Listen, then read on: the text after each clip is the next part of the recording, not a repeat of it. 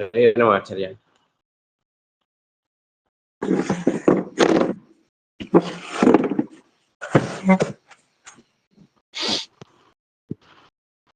ಶ್ರೀ ಗುರುಭ್ಯೋ ನಮಃ.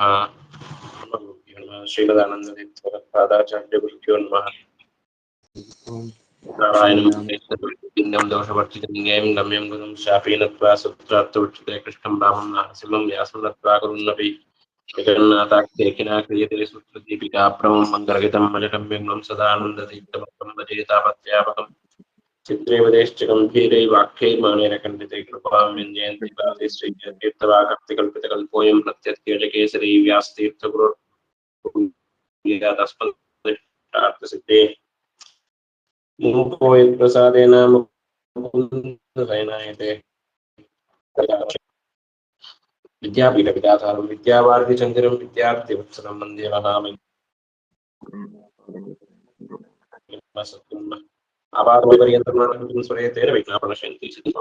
ಹರಿ ಓಂ. 27 ಆಚಾರ್ಯ ವಿರೋಧ ಕರ್ಮ ನೀತಿ ಸೇನಾನಿಕ. ಓಂ ವಿರೋಧ ಕರ್ಮನೀತಿ. ವಿರೋಧ ಕರ್ಮನೀತಿ ಚೇತ್. ಓಂ ವಿರೋಧ ಕರ್ಮನೀತಿ ಚೇತ್ ನಾನೇಕ ಪ್ರತಿಪತ್ತೇರ್ದರ್ಶನಾತ್ ಓಂ.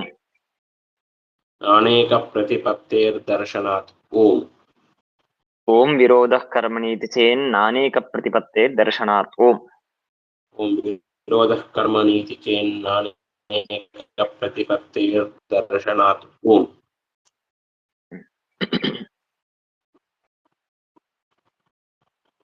ಇಲ್ಲಿ ಹಿಂದಿನ ಇದು ದೇವತಾಧಿಕರಣದ ಸೂತ್ರ. ಇದು ಹಿಂದೆ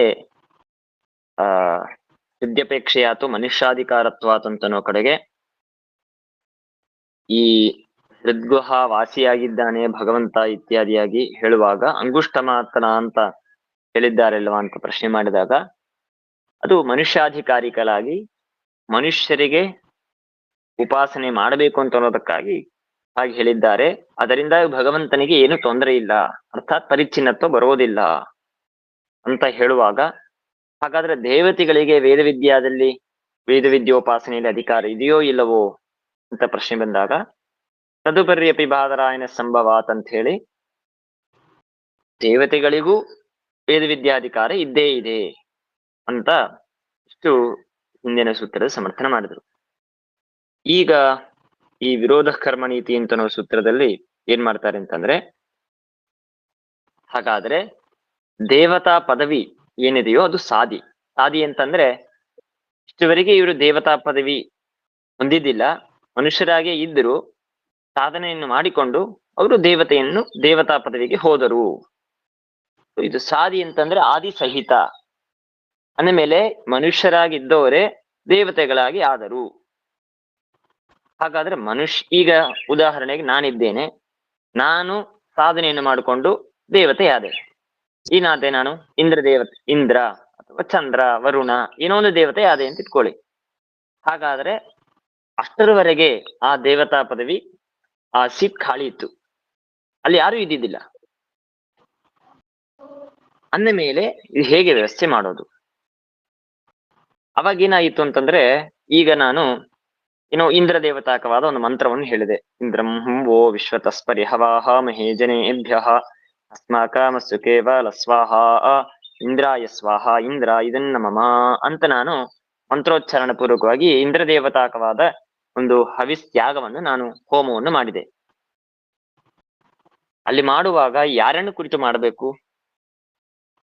ದೇವತಾ ಪದವಿದು ಅನಾದಿ ಅಂತಾಗಿದ್ದರೆ, ಅಂದ್ರೆ ಅದಕ್ಕೆ ಈಗ ಬಂತು ಅಂತಾಗಿಲ್ಲ, ಮೊದಲಿಂದೇ ಇತ್ತು ಅಂತಾದ್ರೆ ಆಗ ಇಂದ್ರ ದೇವತಾಕವಾದ ಮಂತ್ರದಿಂದ ಇಂದ್ರಾಯ ಸ್ವಾಹ ಅಂತ ಮಂತ್ರದಿಂದ ಹೋಮ ಮಾಡಿ. ನಾನು ಮನುಷ್ಯ, ನಾನು ಸಾಧನೆಯನ್ನು ಮಾಡಿಕೊಂಡು ನಾನು ಇಂದ್ರ ಪದವಿಗೆ ಹೋಗುತ್ತೇನೆ ಅಂದ ಮೇಲೆ ಅಲ್ಲಿ ಯಾರೂ ಇದ್ದಿದ್ದಿಲ್ಲ, ಈಗ ಅದಕ್ಕೆ ನಾನು ಹೋದೆ ಅಂತಾಯ್ತು. ಅಂದ ಮೇಲೆ ಹೇಗೆ ಈ ಹವಿಸ್ಸಿನ ಹೋಮದಲ್ಲಿ ಮಾಡುವಂತಹ ಹವಿಸ್ಸಿನ ತ್ಯಾಗ ಯಾರನ್ನು ಉದ್ದೇಶವನ್ನಾಗಿಟ್ಕೊಂಡು ಹೋಮ ಮಾಡಬೇಕು? ಈಗ ಇಂದ್ರ ಪದವಿ ಪ್ರಾಪ್ತಿ ಆಗ್ತಾ ಇದೆ, ಆಗೋಕ್ಕಿಂತ ಪೂರ್ವದಲ್ಲಿ ಏನೊಂದು ಅವಸ್ಥೆ ಇದೆ, ಅಲ್ಲಿ ದೇವತೆಯೇ ಇಲ್ಲ ಅಂತಾಯ್ತು. ಅಂದ್ರೆ ಸುಮ್ನೆ ನೀವು ಉದಾಹರಣೆ ತಿಳಿಯೋದಾದ್ರೆ ಎಲೆಕ್ಷನ್ ಆಗಿದೆ, ಹಿಂದಿನವ್ರು ಸೋತ್ ಹೋದ್ರು, ಅವ್ರು ಬಿಟ್ಟು ಹೋಗ್ಬಿಟ್ರು ಸೋತ ಮೇಲೆ. ಮುಂದಿನವರು ಗೆದ್ದಿದ್ದಾರೆ, ಆದ್ರೆ ಅವರಿಗೆ ಪೂರ್ಣ ಸೀಟ್ ಸಿಕ್ಕಿಲ್ಲ ಇನ್ನು, ಅದಕ್ಕಾಗಿ ಅವರು ಸಿಎಂ ಆಗಿಲ್ಲ, ಇನ್ನೊಬ್ರು ಸಿಎಂ ಇಲ್ಲ, ಸಿಎಂ ಸೀಟಲ್ಲಿ ಯಾರೂ ಇಲ್ಲ. ಅವಾಗ ಗೌರ್ಮೆಂಟ್ ಹಾಗೆ ತುಂಬಾ ದಿನ ಹೋಯ್ತು, ಹೇಗ್ ನಡೆಯೋದು? ಯಾರನ್ನ ಸಿಎಂ ಅಂತ ಕರಿಬೇಕು? ಹಾಗೆ ಈಗ ಆ ದೇವತೆ ತಾನು ಇನ್ನ ಹೋಗಿ ಹೊಂದದೇ ಇದ್ದ ಸಮಯದಲ್ಲಿ, ಅಲ್ಲಿ ದೇವತಾ ಇಲ್ಲದೇ ಇದ್ದದರಿಂದಾಗಿ ಆ ಸಮಯದಲ್ಲಿ ಒಂದು ಹೋಮವನ್ನು ಮಾಡುವಾಗ ಯಾವ ದೇವತಾಕವಾದಂತಹ ಯಾಗವನ್ನು ಮಾಡಬೇಕು? ಯಾಕೆಂದ್ರೆ ತದುಪರ್ಯಪಿ ಅಂತನೋ ಸೂತ್ರದಲ್ಲಿ ವೇದ ವಿದ್ಯೋಪಾಸನೆಗೆ ದೇವತೆಗಳಿಗೂ ಅಧಿಕಾರವಿದೆ ಅಂತಾಯ್ತು. ವಿಶಿಷ್ಟವಾದ ಬುದ್ಧಿಯಾದಿ ಯೋಗವಿದ್ದದ್ದರಿಂದ ಅವರೂ ಉಪಾಸನೆ ಮಾಡ್ತಾರೆ, ಮಾಡಿಕೊಂಡು ತಮ್ಮ ತಮ್ಮ ಪದವಿಗೆ ಯಾರು ಮನುಷ್ಯರಾದವರು ದೇವತೆ ಆಗ್ತಾರೆ, ದೇವತೆ ಆದವರು ಸಾಧನೆಯನ್ನು ಮಾಡಿಕೊಂಡು ಮೋಕ್ಷಾದಿಗಳಲ್ಲಿ ಆನಂದವನ್ನು ಅನುಭವಿಸ್ತಾರೆ ಇತ್ಯಾದಿಯಾಗಿ ಉಂಟು. ಅಂದ ಮೇಲೆ ಈಗ ಎಲ್ಲ ವ್ಯವಸ್ಥೆಯು ಹೋಯ್ತು. ಈಗ ಏನಂತ ಹೇಳಿ ನಾನು ಹೋಮವನ್ನು ಮಾಡ್ಬೇಕು ಅಂತ ಇಷ್ಟು ದೊಡ್ಡ ಸಮಸ್ಯೆ ಬರುತ್ತೆ. ಅದರ ಮೇಲೆ ಆಕ್ಷೇಪವನ್ನು ಪರಿಹಾರ ಮಾಡುವುದಕ್ಕಾಗಿ ಈ ನಮ್ಮ ಸಿದ್ಧಾಂತ ವಿರೋಧ ಕರ್ಮನೀತಿ ಅಂತನೂ ಸೂತ್ರ ಹೊರಟಿದೆ. ಏನು ಸೂತ್ರಾರ್ಥ ವಿಚಾರ ಏನಂತಂದ್ರೆ, ದೇವಾದೀನಾಂ ಸಾಧಿತ್ವೇ ಕರ್ಮಣಿ. ನಿಮಗೆ ಇದರದ ಆಕ್ಷೇಪ ಗೊತ್ತಾಗಿದೆ ಅಲ್ಲ, ಪೂರ್ವದಲ್ಲಿ ಇಷ್ಟು ಸಮಸ್ಯೆ ಬರುತ್ತೆ, ಅದಕ್ಕಾಗಿ ಈ ಸೂತ್ರದಲ್ಲಿ ಸಿದ್ಧಾಂತ ಪ್ರಾರಂಭ. ಮೊದಲಿಗೆ ವಿರೋಧ ಕರ್ಮನೀತಿ ಅಂತ ಹೇಳಿ ಪೂರ್ವ ಪಕ್ಷ, ಆಮೇಲೆ ನಾನೇಕ ಪ್ರತಿಪತ್ತೆ ಅಂತೇಳಿ ಉತ್ತರವನ್ನು ಪ್ರಾರಂಭ ಮಾಡ್ತಾರೆ. ದೇವಾದೀನಾಂ ಸಾಧಿತ್ವೇ, ಇದನ್ನು ನಾನು ವಿವರಣೆ ಮಾಡಿದೆ ಇಷ್ಟವರೆಗೆ. ದೇವಾದೀನಾಂ ಸಾಧಿತ್ವೇ ಕೇಳಿಸ್ತಾ ಇದೆಯಲ್ಲ? ಹರೇ ನಮಃ, ಹರೇ ನಮಃ. ಸರಿಯಾಗಿ ಕೇಳಿಸ್ತಾ ಇದೆಯಲ್ಲ ಗುರುಪ್ರಸನ್ನ ಅವರೇ? ಹರೇ ನಮಃ, ಹರೇ ನಮಃ. ಬೇರೆಯವರೇ ಕೇಳಿಸ್ತಾ ಇದೆ?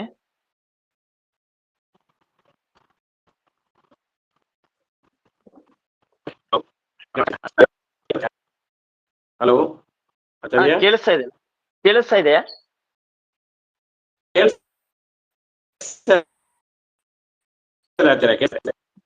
Hello, okay. ಹ್ಮ್ ಹ್ಮ್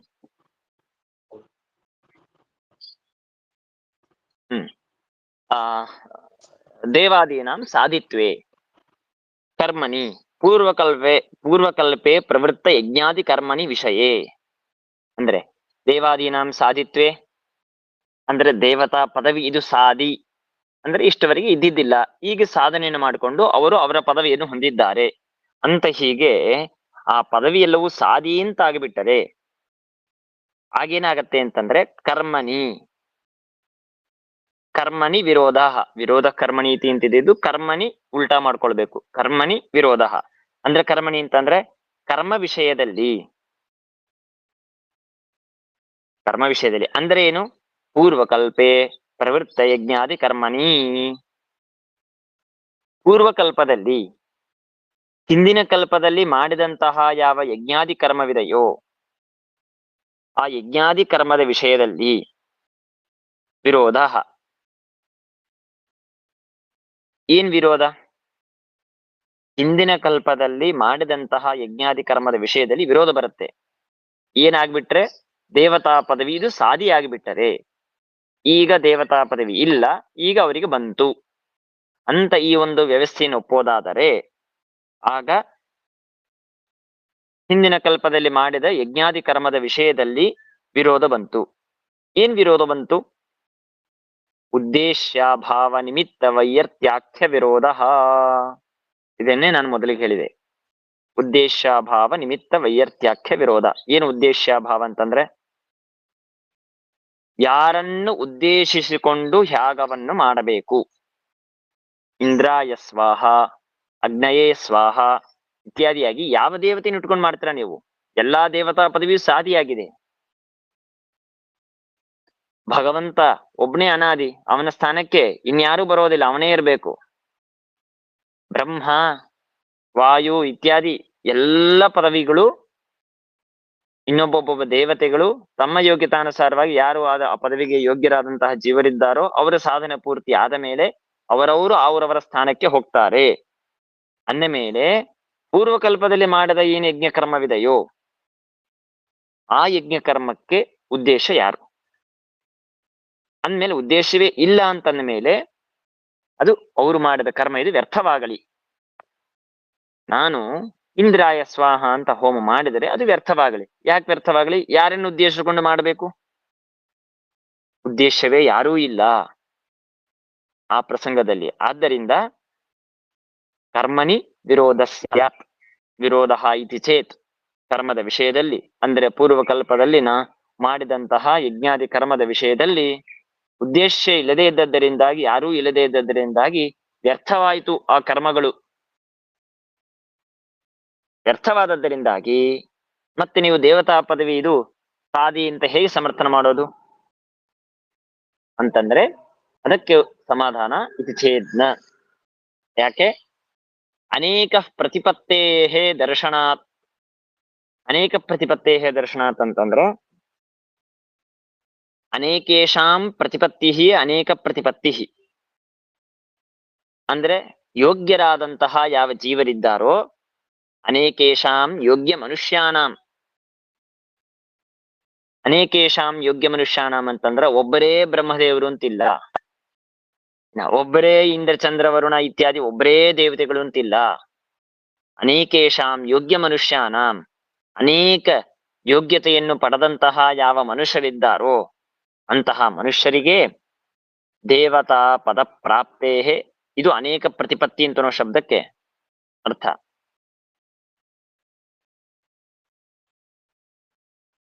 ಪ್ರತಿಪತ್ತಿ ಅಂತಂದ್ರೆ ಹಿಂದಿನ ದೇವತಾ ಪದವಿ ಪ್ರಾಪ್ತಿ ಆಗೋಕ್ಕಿಂತ ಪೂರ್ವದಲ್ಲೇನೆ ಈ ನಮ್ಮ ಇದರಲ್ಲಿ ಹೇಳುವಂತೆ ಯಾವ್ದು ಪುರುಷ ಸೂಕ್ತದ ಯಜ್ಞೇನ ಯಜ್ಞಮ ಇದಂತದೆ ಯವಾಸ್ತಾನೆ ಧರ್ಮಾಹಾನಿ ಪ್ರಥಮಾನ್ಯಾಹ ಸನ್ ದೇಹನ ಕಮ್ಮ ಹೇಮಾನ ಸತಂತ ಅಂತ ಆ ಮಂತ್ರದಲ್ಲಿ ಹೇಳುವಂತೆ ಆ ದೇವತಾ ಪದವಿ ಪ್ರಾಪ್ತಿ ಆಗೋಕ್ಕಿಂತ ಪೂರ್ವದಲ್ಲೇನೆ ಯೋಗ್ಯರಾದಂತಹ ಯಾವ ಮನುಷ್ಯರಿದ್ದಾರೋ ಅಂತಹ ಮನುಷ್ಯರು ದರ್ಶನಾತ್ ಅಂದ್ರೆ ದೇವತಾ ಪದ ಪ್ರಾಪ್ತೇಹೇ ದರ್ಶನಾತ್, ಅವರಿಗೆ ದೇವತಾ ಪದ ಪ್ರಾಪ್ತಿ ಆಗಿದೆ ಅಂತ ನಮಗೆ ಕಂಡಿದೆ. ಎಲ್ಲಿ? ಅದನ್ನೇ ಕೆಳಗೆ ಹೇಳಿದ್ರು, ಯತ್ರ ಪೂರ್ವೇ ಇತಿ ಶ್ರುತ್ಯಾದೌ ಉಕ್ತತ್ವಾತ್ ಇತ್ಯರ್ಥಃ. ಯತ್ರ ಪೂರ್ವೇ ಸಾಧ್ಯಾ ಸಂತಿ ದೇವಾಃ. ಪೂರ್ವೇ ಸಾಧ್ಯಾಃ ದೇವಾಃ ಸಂತಿ. ಪೂರ್ವದಲ್ಲಿ ಯೋಗ್ಯರಾದ ಮನುಷ್ಯರು ಅವರು ದೇವತಾ ಪದವಿಯನ್ನು ಹೊಂದಿದ್ದು ಕಂಡಿದೆ. ಅಂದ್ರೆ ಇವತ್ತು ಈ ಮನುಷ್ಯ ತಾನು ಸಾಧನವನ್ನು ಮಾಡಿಕೊಂಡು ತನ್ನ ಸಾಧನ ಪೂರ್ತಿಯನ್ನು ಮಾಡಿಕೊಂಡು ದೇವತಾ ಪದ ಪ್ರಾಪ್ತಿ ಆದ ಮೇಲೇನೆ ಅಲ್ಲೊಬ್ಬ ದೇವತೆ ಬರ್ತಾರೆ ಅಂತಿಲ್ಲ. ಹಿಂದೂ ಒಬ್ಬ ಯೋಗ್ಯರಾದ ಮನುಷ್ಯರು ಸಾಧನೆಯನ್ನು ಮಾಡಿಕೊಂಡು ಅವರು ತಮ್ಮ ಸಾಧನ ಪರಿಪಾಕದಿಂದಾಗಿ ಅವರು ಈ ದೇವತಾ ಪದವಿ ಹೊಂದಿಕೊಂಡು ಇದ್ರು. ಸೊ ಇದ್ದದ್ದರಿಂದಾಗಿ ಪೂರ್ವಕಲ್ಪದಲ್ಲಿ ಮಾಡಿದಂತಹ ಯಾವ ಯಜ್ಞಾದಿ ಕರ್ಮವಿದೆಯೋ ಅದಕ್ಕೆ ಉದ್ದೇಶ ಯಾರೂ ಇಲ್ಲ ಅಂತಲ್ಲ. ಅಲ್ಲಿ ಮತ್ತೊಬ್ಬ ಬ್ರಹ್ಮ ಇದ್ದರು, ಮತ್ತೊಬ್ಬ ಇಂದ್ರ ಇದ್ದರು, ಮತ್ತೊಬ್ಬ ವರುಣ ಇದ್ದರು. ಹಾಗಾಗಿ ಆ ಕಲ್ಪದಲ್ಲಿ ಮಾಡಿದ ಯಜ್ಞ ಕರ್ಮಕ್ಕೆ ಉದ್ದೇಶ ಬೇರೆ ಒಬ್ಬ ಇಂದ್ರ ಚಂದ್ರ ವರುಣ ಇತ್ಯಾದಿಗಳು. ಈ ಕಲ್ಪದಲ್ಲಿ ಮಾಡಿದಂತಹ ಯಾವ ಯಜ್ಞವಿದೆಯೋ ಅದಕ್ಕೆ ಈ ಮನುಷ್ಯ ಸಾಧನೆಯನ್ನು ಮಾಡಿಕೊಂಡು ಏನು ದೇವತಾ ಪದವಿಯನ್ನು ಹೊಂದಿದ್ದಾನೋ ಅವನು ಈ ಕಲ್ಪದಲ್ಲಿ ಮಾಡುವ ಯಾಗಕ್ಕೆ ಉದ್ದೇಶ. ಉದಾಹರಣೆಗೆ ಈ ಕಲ್ಪದಲ್ಲಿ ಇಂದ್ರ ಪದವಿಗೆ ಹೋದದ್ದು ಪುರಂದರ. ಸೊ ನಾವ್ ಇಂದ್ರಾಯ ಸ್ವಾಹ ಅಂತ ನಾವು ಇತ್ಯಾದಿ ಏನು ಹವಿಸ್ಸನ್ನು ತ್ಯಾಗ ಮಾಡ್ತೇವೆ, ಯಜ್ಞ ಕರ್ಮವನ್ನು ಮಾಡ್ತೇವೆ. ಆ ಕರ್ಮದಿಂದಾಗಿ ಯಾರು ಉದ್ದೇಶ ಅಂತಂದ್ರೆ ಈಗಿನ ಯಾವ ಪುರಂದರ ತಾನು ಇಂದ್ರನಾಗಿದ್ದಾನೆ ಅವನನ್ನು ಉದ್ದೇಶಿಸಿಕೊಂಡು ನಾವು ಈ ಯಾಗವನ್ನು ಮಾಡೋದು. ಸೊ ಅಂದ ಮೇಲೆ ದೇವತಾ ಪದವಿ ಇದು ಸಾದಿಯಾಗಿದ್ದರೂ ಕೂಡ ಮಾಡುವಂತಹ ಯಜ್ಞಾದಿ ಕರ್ಮ ಇದು ವ್ಯರ್ಥವಾಗೋದಿಲ್ಲ, ವಿರೋಧ ಬರೋದಿಲ್ಲ. ಆ ಕಲ್ಪದಲ್ಲಿ ಆಗ ಯಾವ ದೇವತೆ ತಾವು ಪದವಿಯನ್ನು ಹೊಂದಿದ್ದಾರೋ ಅವರನ್ನು ಉದ್ದೇಶಿಸಿಕೊಂಡು ಆಗ ಯಾಗ ಮಾಡೋದು.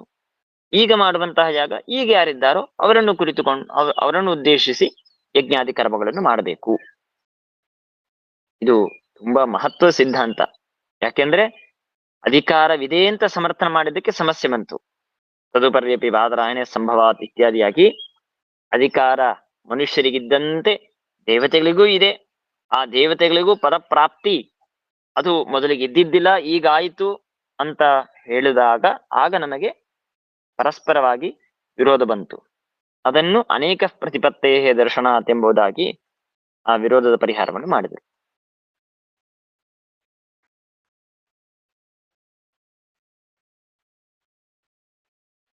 ಇಷ್ಟು. ಇನ್ನ ಇದರ ಮೇಲೆ ಮುಂದಿನ ಸೂತ್ರ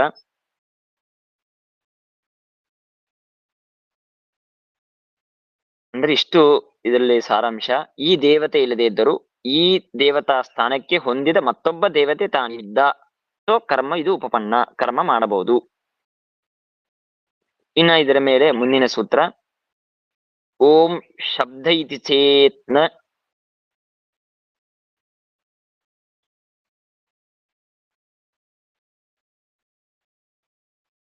ಓಂ ಶಬ್ದ ಇತಿ ಚೇನ್ನ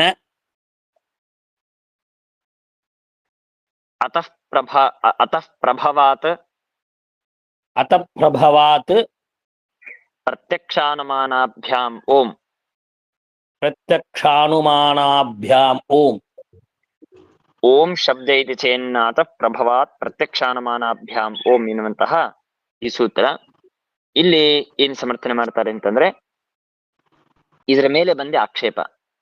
ಈ ದೇವತಾಧಿಕರಣ ಅತ್ಯಂತ ಒಳ್ಳೆ ಸಿದ್ಧಾಂತ. ನಮ್ಮ ದೇವತಾ ಸ್ಥಾನದ ವಿಚಾರವನ್ನು ಮಾಡುವಂತ ಅತ್ಯಂತ ಸುಂದರ ಅಧಿಕರಣ. ಅದರಲ್ಲಿ ಈಗ ನಾವು ವಿರೋಧ ಏನು ಬಂತೋ ಆ ವಿರೋಧವನ್ನು ಪರಿಹಾರ ಮಾಡ್ಕೊಂಡಿದ್ದೇವೆ. ವಿರೋಧ ಪರಿಹಾರ ಮಾಡಿಕೊಂಡ ಮೇಲೆ ಈಗ ಅದರ ಮೇಲೆ ಒಂದು ಶಂಕೆ ಬರುತ್ತೆ. ಆ ಶಂಕೆಯನ್ನು ಪರಿಹಾರ ಮಾಡಿಕೊಳ್ಳುವುದಕ್ಕಾಗಿ ಈ ಮತ್ತೆ ಅಧಿಕರಣ ಪ್ರಾರಂಭ ಮಾಡ್ತಾರೆ. ಇಲ್ಲೂ ನಾವು ವಿರೋಧ ಅಂತನೋ ಶಬ್ದ ಈ ಸೂತ್ರದಲ್ಲಿ ಎಲ್ಲೂ ಇಲ್ಲ. ಹಿಂದಿನ ವಿರೋಧ ಕರ್ಮನೀತಿ ಅಂತನ್ನುವ ಕಡೆಗೆ ಏನು ವಿರೋಧ ಅಂತನೋ ಶಬ್ದವಿದೆಯೋ ಆ ವಿರೋಧ ಅಂತನೋ ಶಬ್ದವನ್ನು ಮತ್ತೆ ಇಲ್ಲಿ ಇಟ್ಕೊಳ್ಬೇಕು ಅಂತಂತಾರೆ. ಅದಕ್ಕೆ ವಿರೋಧ ಇತಿ ವರ್ತತೆ. ಈ ಸೂತ್ರದ ವ್ಯಾಖ್ಯಾನ ಪೂರ್ಣ ಇವತ್ತು ಮುಗಿಯೋದಕ್ಕೆ ಸಾಧ್ಯವಿಲ್ಲ. ಅರ್ಧ ಮಾಡೋಣ, ಮತ್ತೆ ಇದನ್ನು ನಾಳೆ ಕಂಟಿನ್ಯೂ ಮಾಡೋಣ. ವಿರೋಧ ಇತಿ ವರ್ತತೆ. ವಿರೋಧ ಅಂತನೋ ಶಬ್ದವನ್ನು ಮತ್ತೆ ಇಲ್ಲಿ ನೀವು ಇಟ್ಕೊಳ್ಳಿ. ಶಬ್ದೇ ದೇವಾನಾಂ ಆದ್ಯಂತವತ್ವೇ ಅಂದ್ರೆ ದೇವಾನಾಂ ಆದ್ಯಂತವತ್ವೇ ಅಂತಂದ್ರೆ ದೇವತಾ ಪದವಿಗೆ ಆದಿ ಅಂತ್ಯ ಎರಡೂ ಇದೆ. ಅಂದ್ರೆ ಬ್ರಹ್ಮದೇವರ ಪದವಿಗೆ ಹೋಗಲು ಯೋಗ್ಯರಾದಂತಹ ಯಾವ ಜೀವ ಇದ್ದಾರೋ ಅವರು ಬ್ರಹ್ಮ ಪದವಿಗೆ ಹೋದರು. ಅವರ 100 ವರ್ಷವಾದ ಮೇಲೆ ಬ್ರಹ್ಮನಾಂ ಶತಕಾಲಾತ್ತು ಪೂರ್ವಮಾರಬ್ಧ ಸಂಶಯ ಅಂತ ಶ್ರೀಮದಾಚಾರ್ಯ ಹೇಳಿದಂತೆ ಅವರ 100 ವರ್ಷ ಆದ ಮೇಲೆ ಆ ಪದವಿಯನ್ನು ಮುಗಿಸಿಕೊಂಡು ತಾವು ಮೋಕ್ಷಕ್ಕೆ ಹೋಗ್ತಾರೆ. ಸೊ ಏನಾಯ್ತು, ಈಗ ದೇವತಾ ಪದವಿಗೆ ಆದಿಯೂ ಉಂಟು ಅಂತ್ಯವೂ ಉಂಟು. ಹೀಗೆ ಆದ್ಯಂತತ್ವವನ್ನು ಆದಿ ಅಂತ್ಯವನ್ನು ಎರಡನ್ನೂ ಒಪ್ಪುವುದಾದರೆ ಹಾಗೇನಾಯ್ತು, ಶಬ್ದೇ. ಶಬ್ದೆ ಅಂದ್ರೆ ವೇದೇ.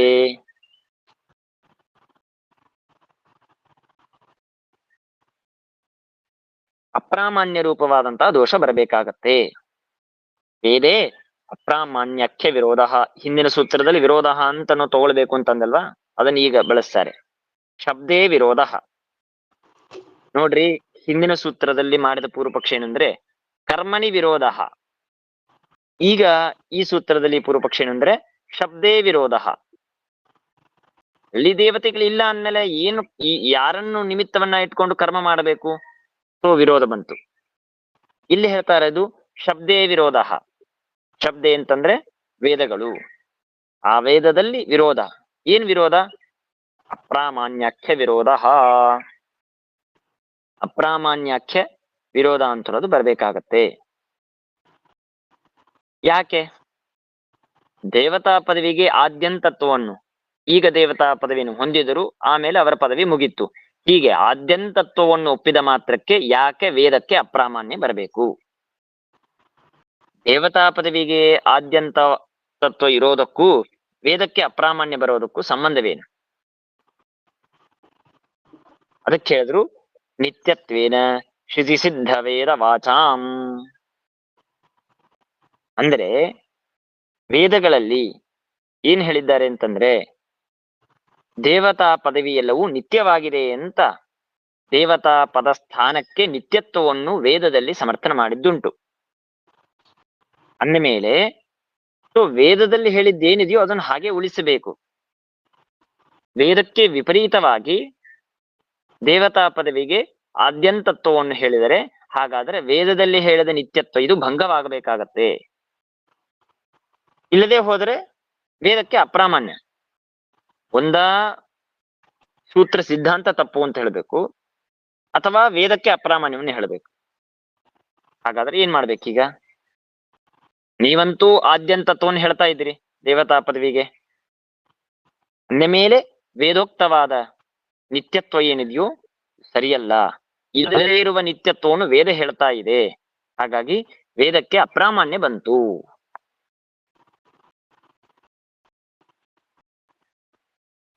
ಯಾಕೆಂದ್ರೆ ಈಗ ದೇವತಾ ಪದವಿ, ಈಗ ಇಂದ್ರ ದೇವತಾಕವಾದ ಒಂದು ವೇದ ಮಂತ್ರವಿದೆ ಅಂತ ಇಟ್ಕೊಳ್ಳಿ. ಆ ಮಂತ್ರವನ್ನು ಉಚ್ಚಾರಣೆ ಮಾಡಿದಾಗ ಅದರಿಂದ ಯಾರು ಪ್ರತಿಪಾದ್ಯರಾಗಬೇಕು? ಇಂದ್ರ ದೇವತೆ ಪ್ರತಿಪಾದ್ಯರಾಗಬೇಕು. ಆ ಇಂದ್ರ ಇದ್ದಾನ ಈಗ? ಇಲ್ಲ ಅಲ್ವಲ್ಲ, ಅಲ್ಲಿ ಸೀಟ್ ಖಾಲಿ ಇದೆ. ಅಂದ ಮೇಲೆ ವಾಚ್ಯರಾದವರೇ ಇಲ್ಲ ಅಂತಾಯ್ತು. ಆದ್ಯಂತ ಅವರು ಮುಗಿದಿದೆ, ಅವರ ಸ್ಥಾನ, ಅವರ ಪೂರ್ಣ ತಮ್ಮ ಸ್ಥಾನವನ್ನು ಮುಗಿಸ್ಕೊಂಡು ಹೋಗ್ಬಿಟ್ಟಿದ್ದಾರೆ, ಅಥವಾ ದೇವತಾ ಪದವಿಯನ್ನು ಹೊಂದೋರಿದ್ದಾರೆ, ಇನ್ನ ಹೊಂದಿಲ್ಲ. ಅಂದ ಮೇಲೆ ಆ ಸಮಯದಲ್ಲಿ ಆ ಮಂತ್ರದಿಂದ ವಾಚ್ಯರಾದವರು ಯಾರೂ ಇಲ್ಲ. ಹಾಗಾಗಿ ವೇದಕ್ಕೆ ಅಪ್ರಾಮಾಣ್ಯ ಬಂತು ಅಂತ. ಇಷ್ಟು ಶಬ್ದೇ ವಿರೋಧ ಇತಿ ಚೇತ್, ವೇದದ ವಿಷಯದಲ್ಲಿ ಅಪ್ರಾಮಾಣ್ಯ ರೂಪವಾದಂತ ವಿರೋಧ ಅಂತನ್ನೋದು ಬರಬೇಕಾಗತ್ತೆ. ಅದಕ್ಕೆ ಕಾರಣವನ್ನು ಕೊಟ್ರು. ಕದಾಚಿತ್ ವಾಚ್ಯಹೀನತ್ವಾತ್ ಇತಿ ಭಾವ. ಕದಾಚಿತ್ ವಾಚ್ಯಹೀನತ್ವಾತ್ ಅಂತಂದ್ರೆ ಕೆಲವೊಮ್ಮೆ ವೇದದಲ್ಲಿರುವಂತಹ ಏನೊಂದು ದೇವತಾ ಪ್ರತಿಪಾದಕವಾದ ಮಂತ್ರವಿದೆಯೋ ಆ ಮಂತ್ರದಿಂದ ವಾಚ್ಯರಾದವರು ಯಾರೂ ಇಲ್ಲ. ಸುಮ್ನೆ ಉದಾಹರಣೆಗೆ, ನಮ್ಮ ಮನೆಯಲ್ಲಿ ನಾವಿರ್ತೇವೆ, ಇದ್ದಾಗ ಯಾರೋ ಒಬ್ರು ನಮ್ಮ ಮಕ್ಕಳಿದ್ದಾರೆ, ಅವ್ರು ಮನೆಯಲ್ಲೇ ಇರೋದಿಲ್ಲ, ಯಾವುದೋ ಊರಿಗೆ ಹೋಗಿರ್ತಾರೆ. ಅವಾಗ ಆ ರೂಮಲ್ಲಿ ಅವನಿದ್ದಾನೆ ಕರಿ ಅಂತಂದ್ರೆ, ನಾರಾಯಣ ಇದ್ದಾನೆ ಆ ರೂಮಿನಲ್ಲಿ ಕರಿ ಅಂತಂದ್ರೆ, ಆ ನಾರಾಯಣ ಅಂತ ಶಬ್ದದಿಂದ ವಾಚ್ಯನಾದ ಮಗ ಇಲ್ಲೇ ಇಲ್ಲ ಅಲ್ಲಿ. ಸೊ ಅವಾಗ ಏನಾಗತ್ತೆ? ಆ ಶಬ್ದ ಇದು ಅಪ್ರಮಾಣವಾಗಬೇಕಾಗತ್ತೆ. ಇಲ್ಲದೇ ಇರುವ ಅರ್ಥವನ್ನು ಬೋಧನೆ ಮಾಡುವ ಶಬ್ದವನ್ನು ನಾನು ಪ್ರಯೋಗ ಮಾಡಿದೆ. ಹಾಗೆ ವೇದ ಇದು ಕದಾಚಿತ್ ಕೆಲವೊಮ್ಮೆ ಆ ಪದ ಪ್ರಾಪ್ತಿ ಇದು ಸಾದಿ ಅಂತ್ಯ ಅಂತವಾಗಿದೆ ಅಂತ ಹೇಳಿದ್ದರಿಂದ ಅದರಿಂದ ಪ್ರತಿಪಾದ್ಯರಾದವರು ಯಾರೂ ಇಲ್ಲ ಅಂತಾಯ್ತು. ಯಾರೂ ಇಲ್ಲದೆ ಇದ್ದದರಿಂದಾಗಿ ವೇದಕ್ಕೆ ಅಪ್ರಾಮಾಣ್ಯ ಅಂತ. ಇಷ್ಟು ಪ್ರಧಾನ ಪೂರ್ವಪಕ್ಷ. ಆ ಪೂರ್ವಪಕ್ಷಕ್ಕೆ ಇತಿ ಚೇತ್ನ ಅತಃ ಪ್ರಭವಾತ್ ಪ್ರತ್ಯಕ್ಷಾನುಮಾನಾಭ್ಯಾಂ. ಇಲ್ಲಿ ಅತಃ ಅಂತ ಶಬ್ದಕ್ಕೆ ಅರ್ಥವೇನಂತಂದ್ರೆ, ಅತಃ ಅಂತಂದ್ರೆ ಶಬ್ದದಿಂದ ಅಂತ ಅರ್ಥ. ಯಾವ ಶಬ್ದ? ಧಾತ ಯಥಾ ಪೂರ್ವಮಕಲ್ಪಯತ್ ಅಂತ ಶ್ರುತಿ ಆಗ್ಲಿ, ಅಥವಾ ಯಥೈವ ನೇಮಃ ಕಾಲಃ ತಥೈವ ನೇಮಃ ಕಾಲಃ ಇತ್ಯಾದಿಯಾದಂತಹ ಶ್ರುತಿ ವಾಕ್ಯಗಳು, ಈ ವಾಕ್ಯಗಳಿಂದ ಅಂತರ್ಥ ಅತಃ ಅಂತನೋ ಶಬ್ದಕ್ಕೆ. ಧಾತ ಯಥಾ ಪೂರ್ವಮಕಲ್ಪಯತ ಅಂತಂದ್ರೆ ಧಾತ ವಿಧಾತ ಜಗತ್ ಸೃಷ್ಟಿಕರ್ತೃ ಆದಂತಹ ಭಗವಂತ ಯಥಾಪೂರ್ವಂ ಅಕಲ್ಪಯತ, ಹೇಗೆ ತಾನು ಪೂರ್ವದಲ್ಲಿ ಸೃಷ್ಟಿಯನ್ನು ಮಾಡಿದ್ದನೋ ಹಾಗೆ ಈಗ. ಯಥೈವ ನೇಮಃ ಕಾಲಃ ತಥೈವ ನೇಮಃ ಕಾಲಃ, ಹೇಗೆ ತಾನು ಕಾಲಾದಿಗಳನ್ನು ಮೊದಲಿಗೆ ನಿಯಮನ ಮಾಡಿದ್ದಾನೋ ಹಾಗೆ ಈಗೂ ಮಾಡ್ತಾನೆ. ವ್ಯತ್ಯಾಸವನ್ನು ಮಾಡಿ ವಿಪರೀತವಾಗಿ ಸರ್ವತಾ ಮಾಡೋದಿಲ್ಲ ಅಂತ ಸಮರ್ಥನೆ ಮಾಡುವಂತಹ ಶ್ರುತಿವಾಕ್ಯ. ಅತಃ ಆ ವೇದವಾಕ್ಯ ಇದ್ದದ್ದರಿಂದ ಹಾಗೂ ಪ್ರತ್ಯಕ್ಷಾನುಮಾನಾಭ್ಯಾಂ, ಬರೀ ವೇದವಾಕ್ಯ ಅಷ್ಟೇ ಅಲ್ಲ, ಪ್ರತ್ಯಕ್ಷ ಹಾಗೂ ಅನುಮಾನ ಈ ಎರಡೂ ಪ್ರಮಾಣಗಳಿಂದಲೂ, ಒಟ್ಟು 3 ಪ್ರಮಾಣ. ಒಂದು ವೇದ, ಎರಡನೇದ್ದು ಪ್ರತ್ಯಕ್ಷ, ಮೂರನೇದ್ದು ಅನುಮಾನ. ಹೀಗೆ ಅತಃ ಅಂತನೋ ಶಬ್ದದಿಂದ ವೇದವನ್ನು ಸೂಚನೆ ಮಾಡಿದರು. ಪ್ರತ್ಯೇಕವಾಗಿ ಪ್ರತ್ಯಕ್ಷಾನುಮಾನಾಭ್ಯಾಂ ಅಂತನೋ ಶಬ್ದದಿಂದ ಪ್ರತ್ಯಕ್ಷ ಹಾಗೂ ಅನುಮಾನ. ಪ್ರತ್ಯಕ್ಷ ಅಂದ್ರೆ ಯಾರು ಪ್ರತ್ಯಕ್ಷ? ನಮಗೂ ನಿಮಗೂ ಕಣ್ಣಿಗೆ ಕಾಣಿಸತ್ತಾ? ಮಹತಾಂ ಪ್ರತ್ಯಕ್ಷಾತ್, ಮಹಾಂತರ ಉತ್ತಮರ ಯಾವ ಮಹಾನುಭಾವರಿದ್ದಾರೋ ಅಂಥವರ ಪ್ರತ್ಯಕ್ಷ. ಏನ್ ಪ್ರತ್ಯಕ್ಷವಾಗಿದೆ, ಅಥವಾ ವೇದದಲ್ಲಿ ಏನು ದಾತ ಯಥಾ ಪೂರ್ವ ಕಲ್ಪಯತ, ಆಮೇಲೆ ಮಹಂತರ ಪ್ರತ್ಯಕ್ಷ ಅಥವಾ ಅನುಮಾನ, ಇವುಗಳಿಂದ ಏನ್ ಸಿದ್ಧವಾಗ್ತಾ ಇದೆ ಅಂದ್ರೆ ಪ್ರಭವ. ಪ್ರಭವ ಅಂದ್ರೆ ಏನು? ಸೃಷ್ಟಿ ಅಂತ ಅರ್ಥ. ಪ್ರಭವ ಶಬ್ದಕ್ಕೆ ಸೃಷ್ಟಿ ಅಂತ ಅರ್ಥ. ಬರೀ ಸೃಷ್ಟಿ ಅಂತ ಅಷ್ಟೇ ತಗೊಳ್ಳೋದು ಬೇಡ. ಸೃಷ್ಟಿ, ಸ್ಥಿತಿ, ಸಂಹಾರ ಇತ್ಯಾದಿಗಳು. ಸೃಷ್ಟಿ ಸ್ಥಿತಿ ಸಂಹಾರ ರೂಪವಾದ ಏನೊಂದು ಪ್ರವಾಹ ಇದೆ. ವೇದದಲ್ಲಿ ದೇವತಾ ಪದವಿಗೆ ನಿತ್ಯತ್ವ ಹೇಳಿದ್ದಾರೆ, ಹೌದು ನಿತ್ಯವೇ. ಹೇಗೆ ನಿತ್ಯತ್ವವನ್ನು ಹೇಳಿದ್ದಾರೆ? ಒಬ್ಬನೇ ದೇವತಾ, ಅವನೇ ಪ್ರತಿಯೊಂದೂ ಕಲ್ಪದಲ್ಲಿ ಆ ಸ್ಥಾನದಲ್ಲಿ ಇರ್ತಾನೆ ಅಂತ ಹೇಳಿ ನಿತ್ಯತ್ವ ಹೇಳಿದ್ದಲ್ಲ. ಹಾಗಾದ್ರೆ ನಿತ್ಯ ಅಂದ್ರೆ ಅರ್ಥವೇನು? ಸೃಷ್ಟಿ ಸ್ಥಿತಿ ಸಂಹಾರ ರೂಪವಾದ ಏನೊಂದು ಚಕ್ರವಿದೆ, ಆ ದೇವತಾ ಪದವಿಯನ್ನು ಯಾರಿದ್ದಾರೋ ಅವರನ್ನು ಸೃಷ್ಟಿ ಮಾಡೋದು, ಅವರನ್ನು ರಕ್ಷಣೆ ಮಾಡೋದು, ಮತ್ತೆ ಅವರನ್ನು ಸಂಹಾರ ಮಾಡೋದು, ಅರ್ಥಾತ್ ಅವರ ಪದವಿಯನ್ನು ಮುಗಿಸಿಕೊಂಡು ಮತ್ತೆ ಇನ್ನೊಬ್ಬರು ತರಿಸೋದು. ಹೀಗೆ ಇದೇನೊಂದು ಚಕ್ರ ಪ್ರವಾಹ ಇದೆ. ಈ ಚಕ್ರ ಪ್ರವಾಹ, ದೇವತೆಗಳ ಚಕ್ರ ಪ್ರವಾಹ ಏನಿದೆ, ಇದು ನಿತ್ಯವಾಗಿದೆ. ಪ್ರಭವಾತ್ ಅತಃ ಪ್ರತ್ಯಕ್ಷಾನುಮಾನಾಭ್ಯಾಂ ವೇದ ದಾತಾ ಯಥಾ ಪೂರ್ವ ಮಕಲ್ಪಯತ ಅಂತನ್ನುವ ವೇದವಾಗಲಿ, ಅಥವಾ ಮಹಾಂತರ ಪ್ರತ್ಯಕ್ಷವಾಗಲಿ, ಅಥವಾ ಅನುಮಾನವಾಗಲಿ, ಇದು ಎಲ್ಲವೂ ಕೂಡ ನಿತ್ಯತ್ವವನ್ನು ಹೇಳುತ್ತೆ, ಹೌದು. ಆದರೆ ಹೇಗೆ ನಿತ್ಯತ್ವ ಹೇಳುತ್ತೆ ಅಂತಂದ್ರೆ, ಅವರ ಸೃಷ್ಟಿ, ಪ್ರಭವ ಶಬ್ದದಿಂದ ಹೇಳಿದ ಸೃಷ್ಟಿ ಹಾಗೂ ಸ್ಥಿತಿ ಸಂಹಾರಾದಿ ರೂಪವಾದ ದೇವತಾ ಪದದ ಏನೊಂದು ಚಕ್ರ ಪ್ರವಾಹವಿದೆ, ಈ ಪ್ರವಾಹ ಇದು ನಿತ್ಯವಾಗಿದೆ ಅಂತನೋ ಅರ್ಥದಲ್ಲಿ ಪದವಿ ಇದು ನಿತ್ಯವಾಗಿದೆ ಅಂತ ಹೇಳಿದ್ದುಂಟು. ಅದರರ್ಥ ಒಬ್ಬನೇ ಜೀವ, ಪ್ರತಿಯೊಂದೂ ಕಲ್ಪದಲ್ಲೂ ಅವನೇ ಬ್ರಹ್ಮ, ಅವನೇ ಇಂದ್ರ, ಅವನೇ ಚಂದ್ರ ಅಂತ ಸರ್ವಥಾ ಅಲ್ಲ. ಸೊ ಅದಕ್ಕಾಗಿ ಏನಾಯ್ತು, ಶಬ್ದೇ ವಿರೋಧ ಅಂತ ಏನ್ ಹೇಳಿದ್ರಲ್ವಾ, ಆ ವೇದಕ್ಕೆ ಅಪ್ರಾಮಾಣ್ಯ ಬರಬೇಕಾಗತ್ತೆ ಅಂತ ಏನಂದ್ರು, ಆ ಅಪ್ರಾಮಾಣ್ಯ ಬರೋದಿಲ್ಲ. ನಿತ್ಯತ್ವ ಹೇಳಿದ್ದಾರೆ ಅಂದ್ರೆ ಯಾವ ಅರ್ಥದಲ್ಲಿ ನಿತ್ಯತ್ವ ಹೇಳಿದ್ದಾರೆ? ಅಲ್ಲಿ ಪ್ರವಾಹತಃ ನಿತ್ಯತ್ವ ಅಂತಂತಾರೆ.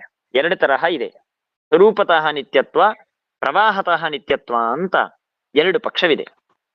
ಹಾಗಾಗಿ ಇಲ್ಲಿ ಸಮರ್ಥನೆ ಮಾಡಿದ್ದು ಪ್ರವಾಹತಃ ನಿತ್ಯತ್ವ ಹೇಳಿದ್ದು.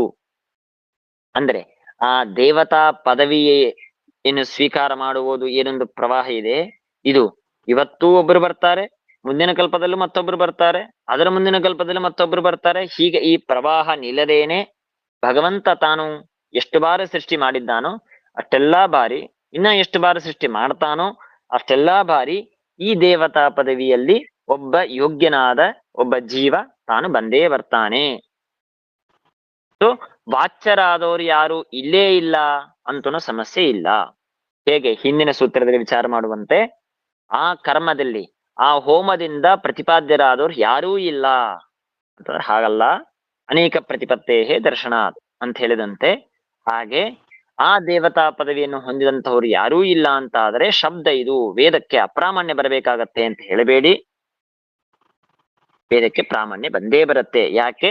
ಶ್ರುತಿ, ಪ್ರತ್ಯಕ್ಷ, ಅನುಮಾನ ರೂಪವಾದ ಮೂರು ಪ್ರಮಾಣದಿಂದಾಗಿ ನಮಗೆ ಆ ಪ್ರವಾಹತಃ ನಿತ್ಯತ್ವ ಇದೆ ಅಂತ ನಮಗೆ ಸಿದ್ಧವಾಗ್ತಾ ಇದೆ. ಆದ್ದರಿಂದಾಗಿ ವಾಚ್ಯಹೀನತ್ವಾತ್ ವೇದಕ್ಕೆ ಅಪ್ರಾಮಾಣ್ಯ ಬರುತ್ತೆ ಅಂತ ಹೇಳಬೇಡಿ. ಮತ್ತೆ ಇದನ್ನ ವಿವರಣೆ ಮಾಡಬೇಕು. ಮತ್ತೆ ಇದನ್ನ ನಾಳೆ ಮತ್ತೆ ಇದು ಸೂತ್ರ ಮತ್ತೆ ವಿವರಣೆ ಮಾಡಿ ಮುಂದಿನ ಸೂತ್ರಕ್ಕೆ ಹೋಗಿ. ಆಯ್ತಾಯ್ತು. ಹರೇ ನಮಃ. ಶ್ರೀಕೃಷ್ಣ. ಶ್ರೀಕೃಷ್ಣ.